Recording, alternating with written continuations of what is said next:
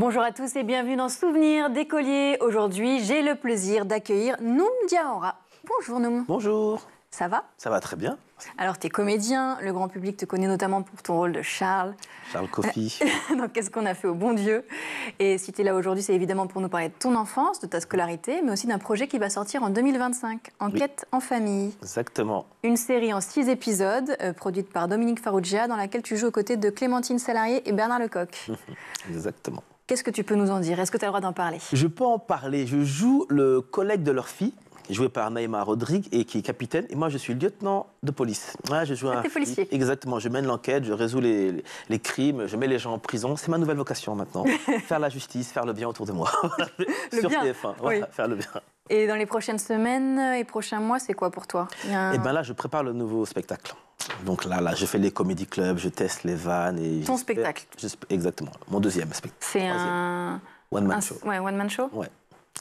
On croise les doigts bientôt sur scène. Là, tu es en rodage, mais tu sais pas encore quand est-ce que tu seras sur scène? Non, je sais pas encore. Je sais pas quel théâtre, je sais pas quel format. J'aime pas donner le titre encore. En fait, je teste plein de sketchs et après, je vais trouver un fil conducteur et je vais y aller. Et ça dure longtemps, cette phase de test, pour se trouver? Bah, ça dépend de l'inspi. Là, ça va, j'en ai un peu, donc ça marche bien. Mais après, tu vas faire des choix. Cette partie-là, je vais la virer. Cette partie-là, je vais la garder. Je vais en trouver d'autres que je vais garder. Bref, c'est tout un peu... C'est stressant, ce processus créatif? Ouais. Enfin, ce qui est stressant, c'est d'aller dans les comédie clubs et de tester les vannes. Ouais. Et quand je les écris chez moi, tout est marrant. Mais quand j'arrive sur scène, hey! Ok, pas marrant, faut commencer, tu vois, c'est ça qui est chiant. Parfois, il y a des petits fours? Ah oui, mais il en faut.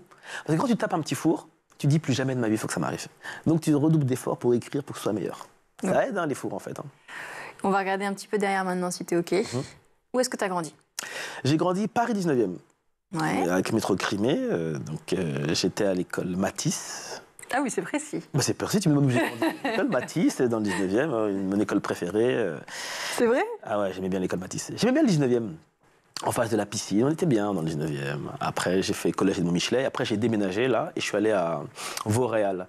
C'est une petite ville derrière Cergy-Pontoise. Et là, collège de la Bussy, lycée Camille Claudel. Et là aussi, t'aimais bien? Ouais. En fait, moi, j'aimais l'école.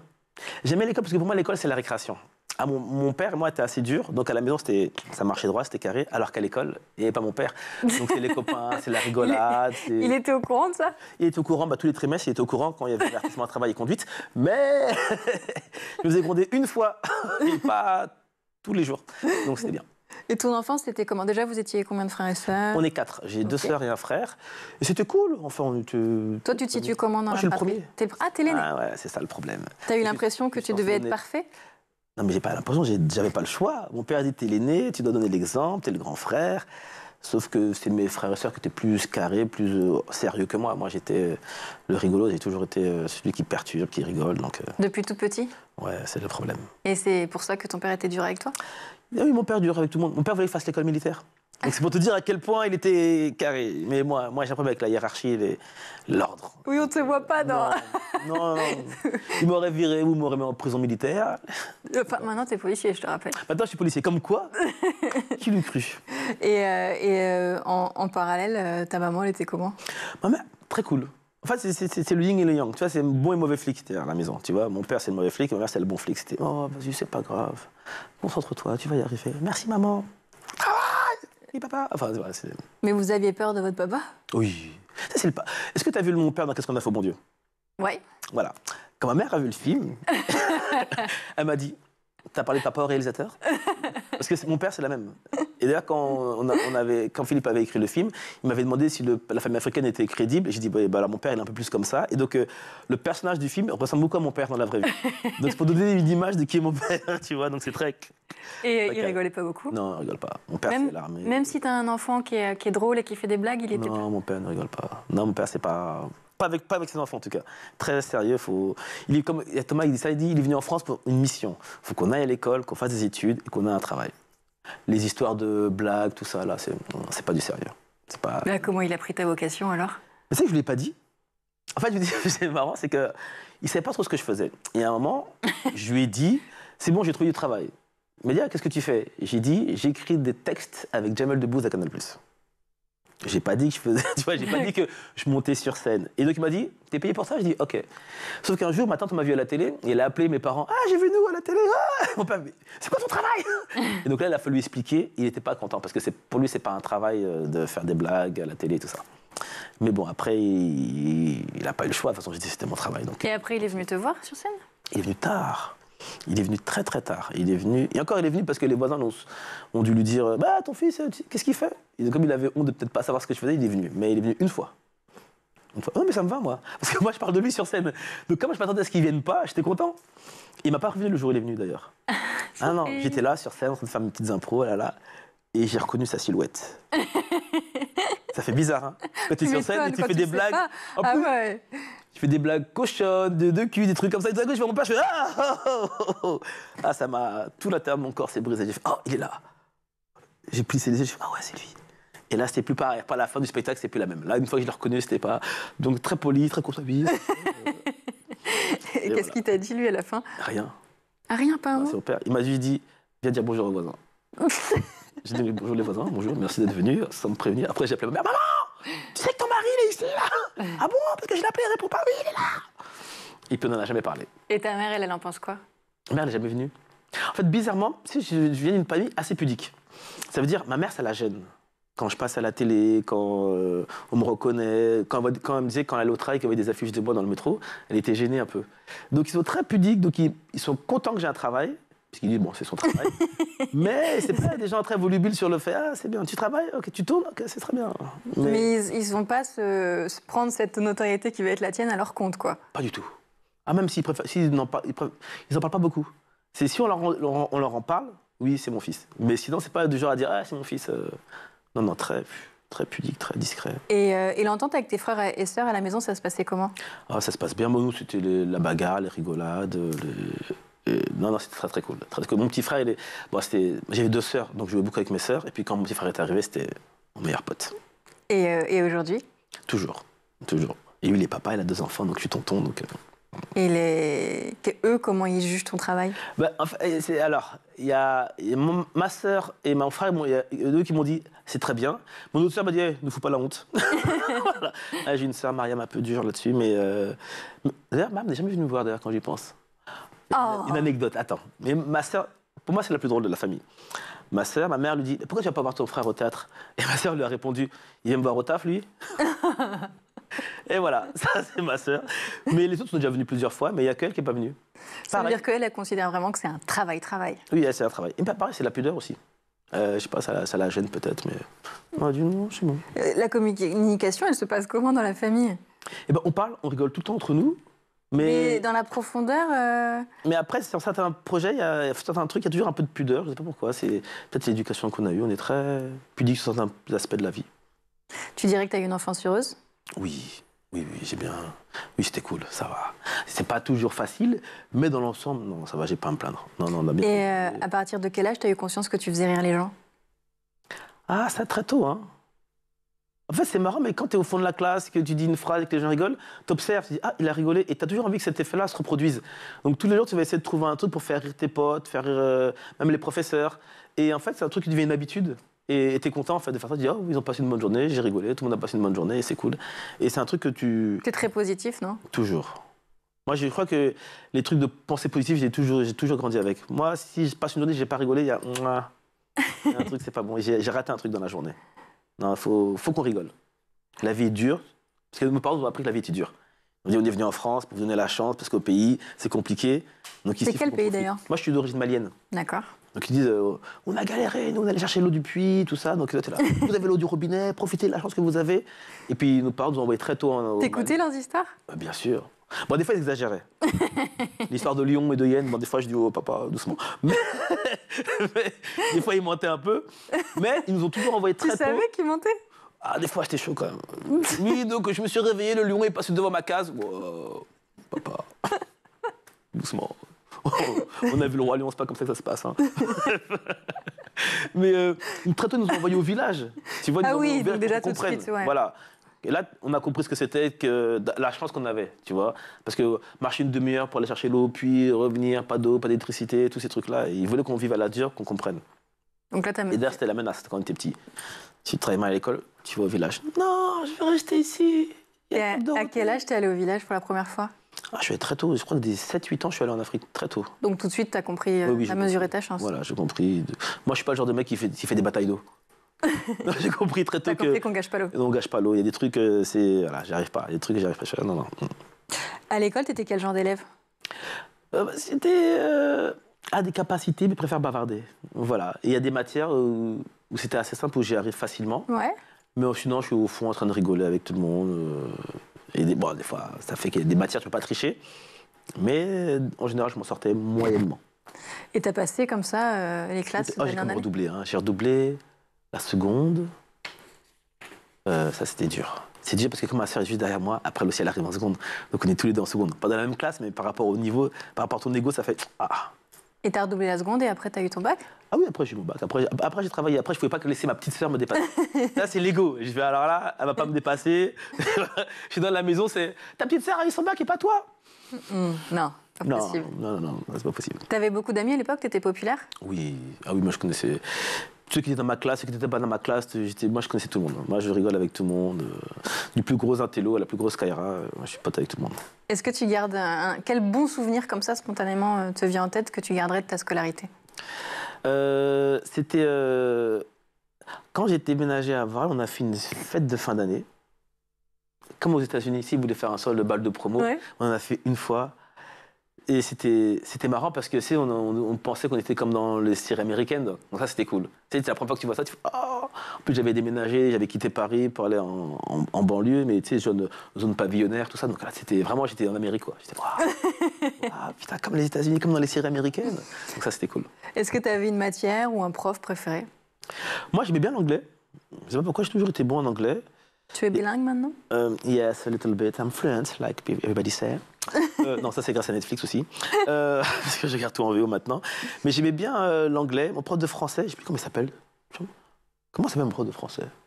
Tiens, j'ai oublié. Eh ben c'est sympa, ça lui fera plaisir. Désolé, monsieur. Monsieur, je sais pas. Je sais plus. Mais lui, j'aimais bien. Madame Dumas, prof de compta gestion, qui m'aimait pas. Ah mince. Comment elle pouvait ne pas t'aimer si tout le monde t'aimait? J'étais chiant. J'étais très très chiant avec elle. En fait, j'engrenais dans le mauvais sens. Ah, t'avais une influence négative. J'avais une influence négative, c'est vrai. En compta, elle nous mettait des contrôles de 4 heures. Et moi, je faisais les contrôles en une demi-heure. Je disais, madame, pas faire des contrôles de 4 heures, c'est trop long. Comme ça, je finissais plus tôt les cours. Il a demandé ma copie. Monsieur Diabara, très bien, 2,5. Waouh, j'ai augmenté par rapport à la semaine dernière. Bon, bref.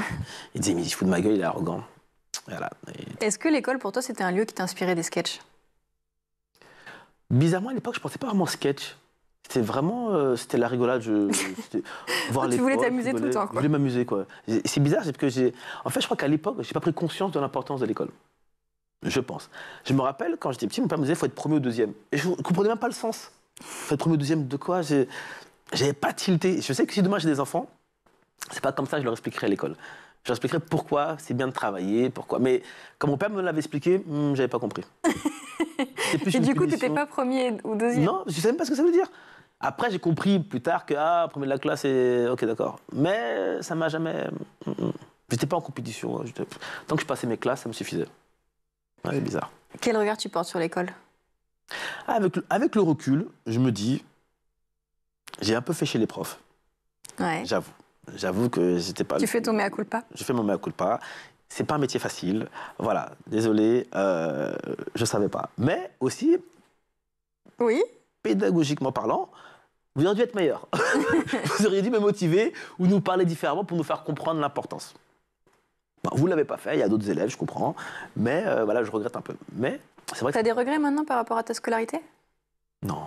Non, j'ai trop rigolé. Alors oui, bon, puis j'ai eu tous mes diplômes, j'ai eu le bac, je suis parti. Donc en fait, quel regret je pourrais avoir? Non.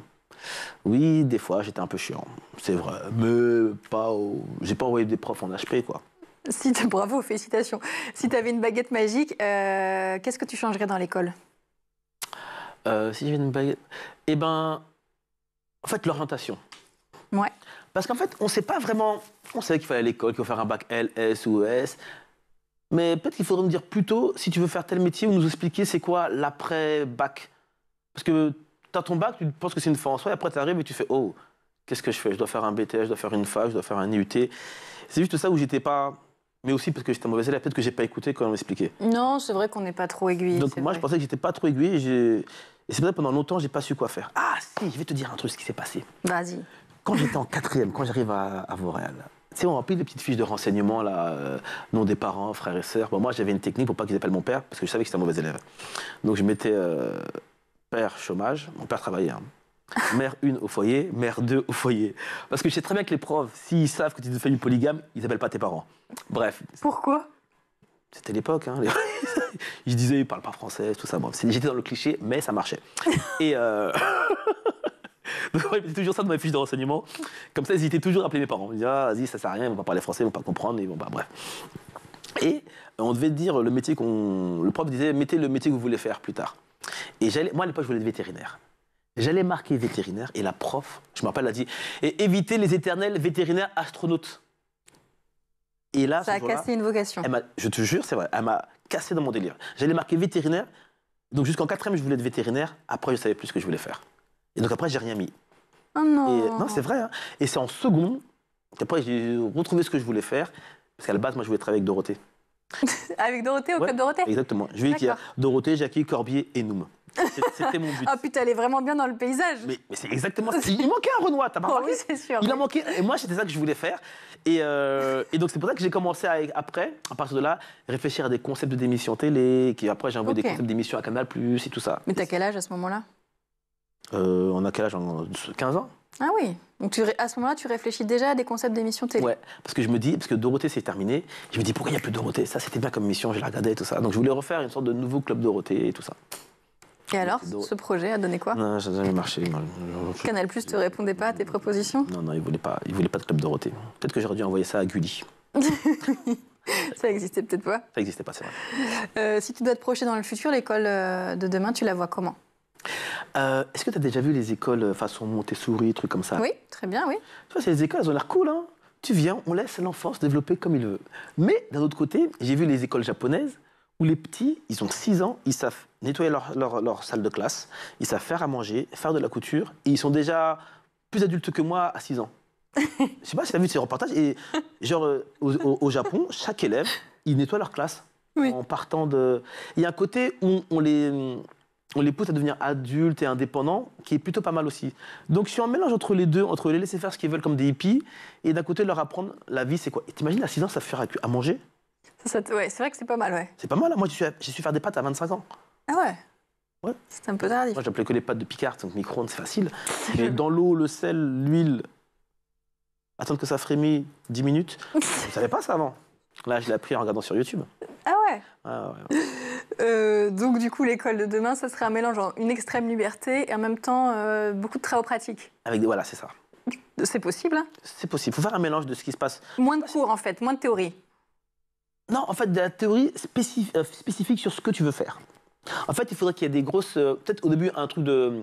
où on t'explique ce que tu veux faire, vraiment. Tu veux faire ce métier-là? Ok, donc il faut que tu t'engages là-dedans. Et à côté de ça, voilà, un peu de travaux pratiques, un peu de liberté, et tu y vas tranquillement. Une école de hippies. Les hippies qui travaillent. Parmi les principaux thèmes d'actualité dans le milieu de l'éducation, il y a le harcèlement. C'est pas nouveau, mais la nouveauté pour les nouvelles générations, c'est que ça se poursuit sur les réseaux sociaux. Toi, tu es acteur, tu es actif sur les réseaux sociaux. Est-ce que ça t'est déjà arrivé de subir du harcèlement? Non, ça m'est pas arrivé. Ça m'est pas arrivé, mais j'ai déjà vu... Enfin, tu sais, quand t'es petit, t'as toujours le relou qui embête telle ou telle personne et tout ça. Et moi, comme je suis souvent copain avec tout le monde, ben, je sais qu'à l'époque, j'essayais toujours de... laisse-le, on rigole, pas la peine. Tu essayais de souvent, j'essayais de... J'étais pas genre le justicier, mais j'aime pas l'injustice.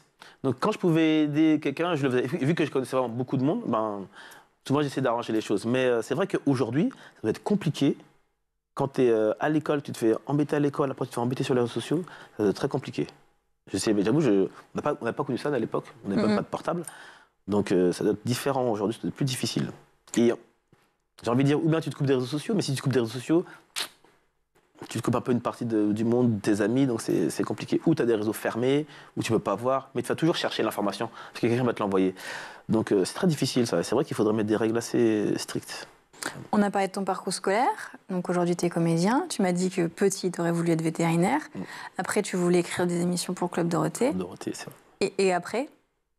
Là, j'espère, comédien, j'espère réussir à écrire. Là, je travaille sur une série. Non.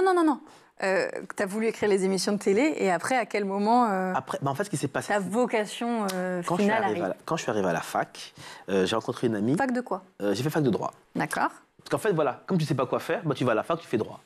Tu dis, après, on verra ce que je fais. Et j'ai rencontré une amie, sa sœur travaillait à Canal+, Sonia d'ailleurs, et sa sœur qui s'appelle Adélia. Et j'ai contacté Adélia pour faire un stage volontaire à Canal+. Donc j'ai fait un stage à Canal+ ID, et j'étais stagiaire de Marie Fred. D'accord. Et c'est de là dont est venue l'idée de toujours écrire des concepts d'émissions. Et après, les gens ont entendu dire que j'étais stagiaire à Canal+. Ils m'ont dit, tu peux écrire des sketchs de stand-up? Je dis, je sais pas, j'ai jamais fait. Donc j'ai rencontré Chicken Boubou à l'époque. Mais qui les gens ont eu cette idée? En fait, c'était un mec qui s'appelle Spike. Il était manager d'un rappeur parodique. Je sais plus comment je suis rentré en contact avec lui. Et Ça veut dire que c'est d'autres personnes qui t'ont suggéré ta vocation? Voilà.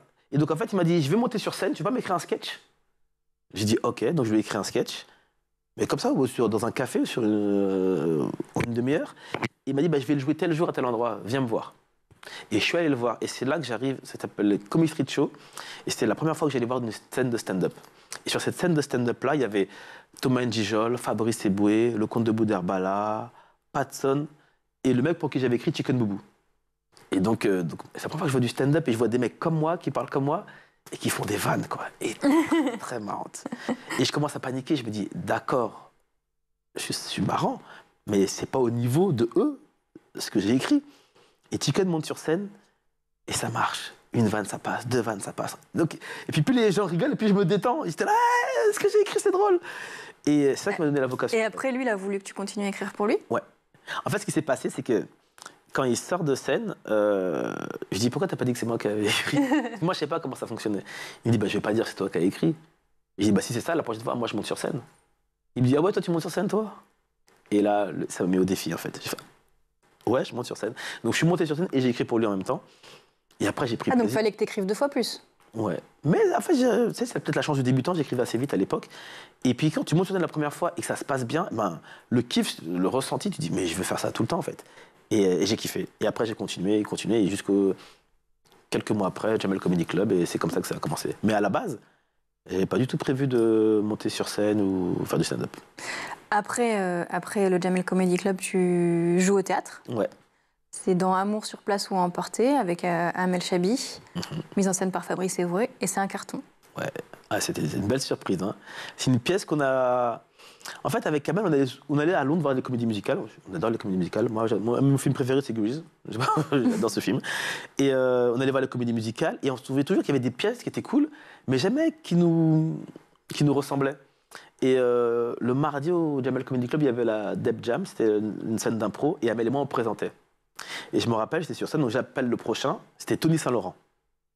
Sauf que Tony Saint-Laurent n'est pas là. Il était aux toilettes. Et donc, je dis, Tony est là? Il n'est pas là. Je dis, merde. Et je dis, Amel, t'es là? Il me dit, ouais, vas-y, monte Amel sur scène. Et donc, on commence à faire une impro sur scène de moi qui l'ai rencontré, qui l'adresse par texto. Et à la fin du sketch, j'ai dit aux gens, quand je vois que Tony arrive, je fais, venez la semaine prochaine, on fait la suite. La semaine d'après, la moitié de la salle revient pour voir la suite. Ok. Et les gens sont là, on est venu voir la suite. Je fais, quelle suite? La semaine dernière, t'avais dit que tu faisais la suite. Donc je vais voir Amel en loge, j'ai dit, Amel, ils sont venus voir la suite. Donc on gribouille un petit truc, on dit, on part en impro. Et on a commencé à faire ça. Et tous les mardis, on faisait la suite d'une scénette de couple. Et en fait, Fabrice Eboué, un jour, nous dit, avec vos conneries, vous avez peut-être un spectacle. Et à partir de là, on écrit le spectacle et ça part encore une fois. En fait, ce que j'ai bien aimé, c'est que tout est toujours parti d'une impro, c'était jamais calculé. Et à la fin, ça donnait ce que ça donnait, quoi. Et puis après, vient le film Qu'est-ce qu'on a fait au bon Dieu? Comment t'intègres le casting? En fait, comme on jouait à Moi je place emporter au théâtre du gymnase, le producteur et le réalisateur sont venus nous voir. Et après, ils m'ont proposé de passer le casting. Donc j'ai passé le casting et après, ils m'ont sélectionné. Et après, je me suis retrouvé. Et ce qui était cool, c'est que je connaissais déjà Frédéric Shaw, Mehdi Sado, je le connaissais, Harry Béton, je le connaissais. Donc en fait, je les ai appelés, je fais vous êtes sur le film? Ouais, on est sur le film. Ok, les gars, cool. Donc déjà des potes. Tu t'es encore parti t'amuser, quoi. En fait, j'ai remarqué un truc. En fait, si ça ne m'amuse pas, je le fais pas. En fait, c'est l'amusement qui me pousse et c'est comme ça que si je fais un truc et que ça me calculé, ça marche jamais. Est-ce que tu sentais que ça allait être le succès quand tu lis le scénario? Non. Non. Quand j'ai lu, j'ai appelé tout le monde. Ça va, c'est sympa. Quand on a vu le film la première fois, on s'est dit, ça va, on se tape pas la honte. Ah, c'est tout ce que vous êtes dit? C'est tout ce qu'on s'est dit. On s'est dit, le film, il est cool. Il est sympa. Et on commence à faire des avant-premières, on part 2 mois en avant-première dans toute la France.